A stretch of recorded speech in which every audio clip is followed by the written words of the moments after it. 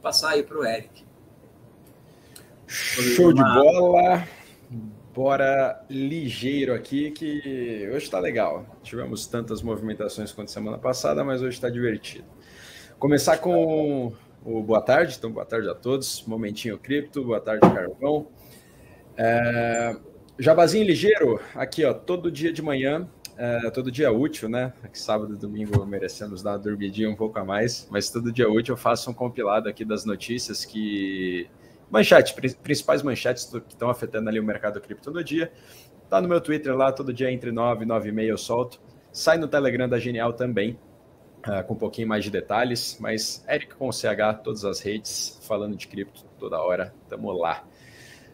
Toda terça-feira a gente tem uma newsletter escrita, né? Então hoje, no caso, ela saiu. Se você é inscrito nessa news, você recebe ela, né? O nome dela é o Expresso Cripto. Você recebe ela no teu e-mail. Essa aqui foi a de hoje. A gente trouxe uma tese aqui de investimentos no setor de jogos. Eu já comentei aqui algumas vezes que é um dos meus setores favoritos pessoalmente, né? Mas como analista também é. Então, para quem não sabe, movimenta bastante dinheiro, tá? A projeção aí de até 2029 de estar girando em torno de 300 bilhões de dólares ano, só no setor de jogos. Então, games pelos games são maiores que cinema e música combinados, tá? Então, é um negócio bastante relevante. E a gente traz a tese aqui de investimento justamente para a pessoa que quer se expor ativamente ao setor, tanto quanto para a pessoa que gostaria de se expor um pouco mais passivamente, mas ainda assim capturar esse crescimento do setor em cripto. Tá? Então, ficou bastante interessante. Eu sou um pouco enviesado para falar disso, porque eu realmente gosto muito, mas tá aqui, fica a recomendação. A gente traz também a análise de acontecimentos das semanas mais dentro do setor cripto micro, como cripto num setor micro, né, como se ele fosse o setor micro, e a análise de mercado um pouquinho mais abrangente, e uma análise técnica aqui também dos ativos, principalmente o Bitcoin, que tem ali o dedinho de Heitor Bortolucci. Além de receber ela no e-mail, você também consegue ver, vou deixar o link aqui no blog, no Genial Analisa, né, que é o nosso local de conteúdos ali da área de research da Genial. Então, beleza? Jabá feito, vamos aos acontecimentos da semana. Hoje eu acabei trazendo direto o gráfico aqui da Ethereum, tá? O Bitcoin ele acabou não tendo muita movimentação, então, mas só para falar que não peguei, né? Vamos fazer aqui, só para falar que eu não trouxe. Bitcoin ele ficou ali na faixa acima dos 30 mil, ele perdeu brevemente ali os 29, os 30, começou a trabalhar ontem ali em torno de 29.500, um pouco antes da divulgação dos dados da economia chinesa. Vieram os dados um pouquinho mais fortes, só que o que está ditando mesmo o movimento do Bitcoin é a narrativa macro, cara. O Bitcoin está, infelizmente ou felizmente, está vendido a isso. Então, os Estados Unidos ali ele está se mantendo com duas narrativas principais pela frente. A primeira, que o mercado está comprando mesmo, é a de que a política do aperto monetário deles, né, de elevação dos juros ali para controlar a inflação, tem surtido efeito e a gente poderia estar se aproximando do topo da curva de juros. Então, acreditam o mercado, né? O mercado acredita que é a tese que está sendo comprada, de que a gente vai ter mais um aumento de 25 bips na próxima reunião em maio, e aí as subidas devem se encerrar para que a gente ainda tenha uma pivotagem e comece a cair esses juros ainda esse ano. Isso é uma narrativa, tá? Isso aí beneficiaria a cripto. Então, o que isso aqui tem a ver com cripto é justamente isso. Se os juros começarem a cair, cripto, apesar de estar com uma correlação em queda com o mercado tradicional, cripto ainda deve se beneficiar dessa queda de juros, tá? Se isso acontecer esse ano, a gente pode ter um cenário bem positivo para a cripto. A segunda narrativa, que não se sabe se vai acontecer ainda ou não, mas aí seria a de que a inflação continua sendo um grande problema, né? E a elevação de juros até agora pode não ter sido o suficiente. Se foi o suficiente, podem parar de elevar, porém vão ter que sustentar esses juros mais altos por mais tempo. Cripto aí, nesse caso, poderia sofrer mais um pouquinho. Tá? Então, essa seria a relação macro do Bitcoin, principalmente. Bitcoin, por ditar um pouco por ditar bastante do ritmo do mercado cripto como um todo, refletiria no mercado cripto como um todo. Bitcoin é isso. Ethereum, que a gente acabou tendo uma movimentação mais relevante por conta... Opa, não é o gráfico que está desenhando. Ethereum SD... Coinbase, isso aqui. Ethereum, a gente teve finalmente a atualização Xangai, aconteceu com sucesso, acho que eu já tinha trazido aqui na quinta passada, né, que foi quarta, se eu não me engano, posso estar um pouquinho errado nas datas, mas correu tudo bem e a moeda andou bastante por conta disso, tá? Então, a estabilização dos saques, o que foi a Xangai, né? A Xangai ia permitir que as pessoas que tinham deixado Ethereum parados ali para ganhar as recompensas da rede pudessem sacar esses Ethereums. Isso foi visto como positivo e o medo que a maior parte das pessoas tinham era, pô, agora que pode liberar saque, né, agora que a gente pode tirar lá de dentro, vai todo mundo tirar e não vão ter novos entrantes. Acontece que se estabilizou, tá? Então a entrada de novos Ethereums e saída se estabilizou e hoje, ontem, aliás, né, de ontem para hoje, foi o primeiro dia após a atualização que entraram mais Ethereums do que saíram. Isso com consistência, tá? Então, cara, cenário super bullish para Ethereum, continua sendo minha maior aposta em cripto como um todo, né? Equilibrando ali risco-retorno. E a gente ultrapassou os $2.000, alcançamos ali os 2.100, que foi o que eu trouxe aqui, acho que terça passada, dizendo que até os 2.100 estava meio que com caminho livre, porque o maior trigger, que era a atualização, ele tinha sido acionado. E agora a gente tem que ver aqui se consegue vir buscar os 2.400, tá? Porque aí você criou meio que esse vácuo aqui dos 2.100 aos 2.400, que não era trabalhado ali desde maio do ano passado, então desde um ano, né? O Ethereum está nas máximas de um ano dele. Não alcançando esses 2.400, eu acredito que essa vai ser a região que ele vai estar trabalhando, porque o Ethereum ele também tem um outro detalhezinho nele, que foi uma atualização lá atrás, que se chama, não se prendam ao nome, mas se chama EIP 1559. O que aconteceu nessa 1559? Toda vez que alguém usa alguma coisinha na Ethereum, você paga uma taxinha. A 1559 veio e falou assim, ó, pô, agora toda parte dessa taxinha que pagam ali, a gente pega e tira de circulação e queima para sempre. Então, o Ethereum, quando ele está sendo muito utilizado, quando a rede está sendo muito utilizada, ele tem um potencial de ser deflacionário, ou seja, saem mais Ethereums do mercado do que são criados. E isso tem acontecido, tá? Então, faz alguns meses aí, desde que isso foi implementado, que o Ethereum agora tá deflacionário há um tempo e pode ser mais um grande gatilho aí que sirva como gasolina para dar essa incendiada aí no Ethereum e trazer ele aqui até os 2.400. Diferente do Bitcoin, ele, aliás, semelhante ao Bitcoin, ele também pode sofrer um pouquinho com ficar dependente, né? Não sofrer, mas ficar dependente do macro, só que a principal narrativa macro dele não é tanto o cenário econômico, e sim regulação. Então, Bitcoin a gente se preocupa com o cenário macro e Ethereum a gente tem que se preocupar mais com regulação, porque se, de novo, os Estados Unidos vier lá e falar, pô, é proibido rede Proof of Stake, é valor mobiliário, acabou a brincadeira. Vai ter uma sofrida de curto prazo, Ethereum vai ser o principal a sofrer com isso, mas isso deve se estabilizar ao longo do tempo, tá? Se acontecer, vai ser sofrimento de curto prazo, mas vai se estabilizar. Isso aqui já é mundial, então simplesmente se os Estados Unidos virar e falar, acabou, vai ser só o tempinho do pessoal se realocar ali em outro canto do mundo e sucesso absoluto. Agora, vindo para notícias gerais, né, e mais ilustrando aqui tudo que eu falei, o Bitcoin aqui mais estabilizadinho, né, nos últimos 7 dias teve basicamente zero variação, tá flat ali, mas com uma valorização de 2%, quase 3% nas últimas 24 horas, brincando ali na casa dos 30 mil. Dependente de macro. Ethereum, por sua vez, sucesso na atualização, pô, tá acumulando legais aí 10% na semana, só que do último dia para cá, só 1% ali. Arbitrum vamos pular por enquanto, mas aí os tokens de Liquid Staking, que eu também já trouxe aqui faz mais de mês, então isso aqui, ó, vocês já estavam sabendo, que é ali do Rocket Pool e a Frax, que fazem aquele serviço de staking da Ethereum, só que te facilitando a vida, para que você não tenha que fazer sozinho, em troca de um percentual, obviamente, porraram pra caramba. A Lido está um pouquinho mais modesta aqui, com 5% na semana, 1% no dia, só que ela já tinha andado antes das outras, né? Mas a Rocket Pool e a Frax, pô, tá quase 20% na semana. Então, cara, isso aqui, quem tinha em carteira, com certeza está bem feliz com elas.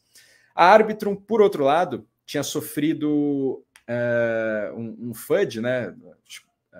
Acho que vocês estão acostumados com essa sigla, não sei a tradução melhor, mas estava sofrendo com alguns boatos aí de que não estava funcionando da forma que deveria funcionar a governança dela, porque passaram uma proposta que foi negada, só que mesmo tendo sido negada, eles aplicaram ela, então falou, pô, que parada é essa, né? Do que adianta a gente votar se só estão recusando?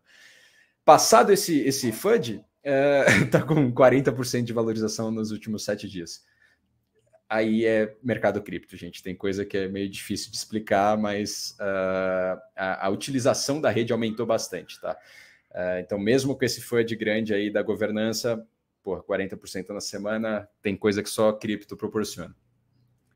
Agora, entrando nas notícias, né? Também para ilustrar o que eu falei. Que, pela primeira vez, notícia de hoje, 6 da manhã, né? Só que se referenciando ao dia de ontem, depósitos de Ethereum em stake, né, que ele está traduzido, na rede, superaram os saques pela primeira vez desde a chapela, super bullish para Ethereum, gosto. Banco da Inglaterra, né, que seria o Banco Central do Reino Unido, né, atua como Banco Central do Reino Unido, falando positivamente de stablecoins. Então, pô, stablecoins oferecem eficiência e funcionalidade em pagamentos. Por que eu trouxe essa notícia específica? Porque a gente tem um linkzinho com a Coinbase, tá? E o Reino Unido. Que a Coinbase, o CEO, né, o famoso careca de cripto aqui, mais um, falou que ele sairia sim dos Estados Unidos, tá? A Coinbase é a maior corretora hoje em dia, varejo principalmente, com capital listado nos Estados Unidos. E ele falou, a gente sairia dos Estados Unidos se a gente não tiver mais clareza regulatória. E por que isso se linka com o Reino Unido?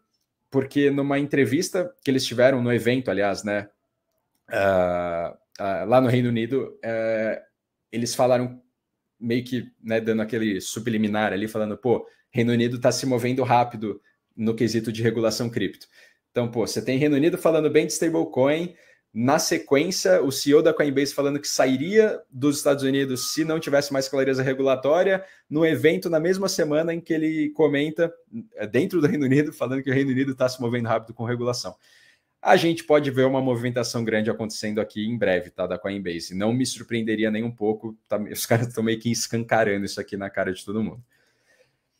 Arbitrum, um motivo, né, que pode justificar os 40% na semana aí de valorização, é que apesar do FUD da governança, a gente teve a rede ultrapassando 5 milhões de contas, das quais 4 milhões estão ativas. Isso aqui para a Web3, né, para cripto como um todo, é bizarramente grande, ainda mais se tratando de uma rede que é uma rede sub da Ethereum, não uma rede de escalabilidade da Ethereum, não é nem uma rede principal. Ela está caminhando para se tornar uma rede principal, mas não é ainda. Cara, está estourando de atividade lá. Um dos motivos de eu usar a Arbitrum é justamente para o ecossistema de jogos deles, que aí casa com a nossa tese que eu trouxe lá na news de hoje. Então, pô, tudo se costurando aí.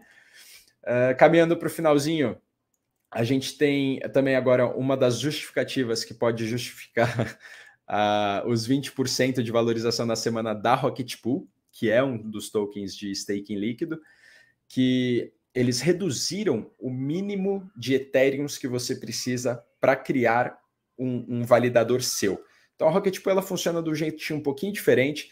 Não vou entrar muito nos termos técnicos, mas só em questão de números, tá? Se você for fazer direto na Ethereum, quero ter um validador full da Ethereum ali, não quero fazer nada com ninguém, quero o dinheiro todo para mim, das recompensas da rede, 32 Ethereums.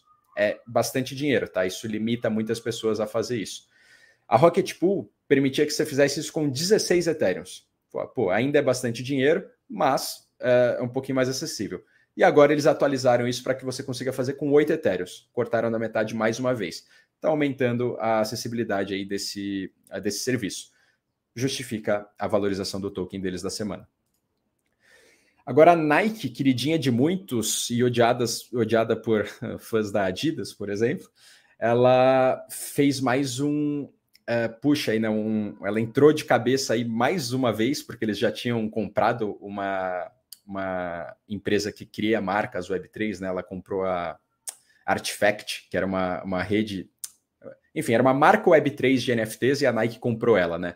Beleza, tinha a coleção de NFTs da Nike ali, que era a Artifact, só que agora a Nike criou, de fato, a primeira coleção dela de tênis puramente digitais. Então você consegue comprar ali o Air Force One deles digitalmente. Aí, cara, tem gente que vai falar que é jogar dinheiro fora, tem gente que não, mas enfim, colecionador é colecionador. Se vocês vissem o preço que pagam nos tênis da Nike aí, você vê que não é tão estranho assim se fizerem isso. Vão ser itens de colecionador que provavelmente vão ter uma interação ali com metaversos. Ah, vou usar meu tênis da Nike no joguinho XYZ. Colecionáveis. E Nike botou bastante dinheiro nisso, tá? Até então eles estavam fazendo isso no estilo phygital. Então você comprava um tênis real e ganhava uma versão digital. Agora eles estão vendendo puramente uma versão digital. Acho que são $20. Aqui, ó, $19 você compra o tênis digital deles. É bastante grande isso, tá? A Nike só se confirma aí como mais uma grande marca. Você vai ter Starbucks, a Disney saiu, né? Bem lembrado pelo Carvão um tempo atrás. Mas você tem outras grandes marcas aí atuando na Web3. Michael Saylor, caminhando para a penúltima notícia. CEO da MicroStrategy, que hoje é a maior instituição que holder de bitcoins do mundo, tá? Eles têm mais de 140 mil bitcoins. Estavam no vermelho até um pouco antes dessa última valorização do Bitcoin. Agora o cara tá feliz pra caramba e agora só soltou uma noticiazinha que ele vinculou o e-mail corporativo dele, né? O, sei lá, Michael Saylor, não sei qual que é, ms@microstrategy.com, ele vinculou ao endereço de Bitcoin. Então, se alguém por algum motivo quiser mandar Bitcoin pro cara, pode mandar pelo e-mail dele. É só, enfim, só achei engraçado. E há algo que pode ser um pouquinho preocupante, mas que pode estar ditando aí a narrativa de curto prazo do mercado como um todo, é que a gente está tendo uma grande valorização de moedas de zoeira de novo, tá? Agora, o que foi Dogecoin e Shiba Inu, né, as moedinhas de cachorros, até, enfim, pouco tempo atrás foram as maiores, acabaram dando lugar agora para as moedas do Pepe o Sapo, que é esse meme aqui. Quem é um pouco mais rato de internet aí, com certeza já viu algum memezinho desse sapo. Criaram uma moeda dele, por algum motivo valorizou absurdos, assim, papo, sei lá, 800 mil %, que ela saiu de frações de centavos para sei lá quanto, fez muita gente fazer dinheiro e agora está fazendo muita gente perder dinheiro porque está achando que vai continuar a valorização. Mas isso aqui acabou trazendo a discussão à tona de novo sobre se a gente vai entrar num ciclo de alta de moedas alternativas, né, as altcoins, que seriam as moedinhas de menor capitalização de mercado. Porém, a gente não está com um cenário favorável para isso, tá? Então, tomaria bastante cuidado, não saiam comprando qualquer coisa só porque tem moeda meme sem fundamento nenhum ganhando valorização. A gente está vendido um pouco no macro ainda e não tem tanta liquidez disponível no mercado para justificar umas subidas dessa. Então, acho que foi um caso muito à parte. Vamos ficar de olho, mas eu ainda continuaria conservador nas minhas posições de curto prazo de cripto agora. Ficaria Bitcoin, Ethereum, no máximo ali do top 10, top 15 no máximo, as moedas que vocês acharem mais convenientes aí. Então, resumo cripto é mais ou menos esse. De novo, jabazinho feito de news. Heitor Zera chegou aí. A análise técnica ali é dele também. Show de bola. E foi isso, pessoal. Então, falou sobre a newsletter, como que a galera consegue. Fala esse ponto, meu querido. Falei. Vou deixar o link tanto no news quanto bom. acesso a news aqui também.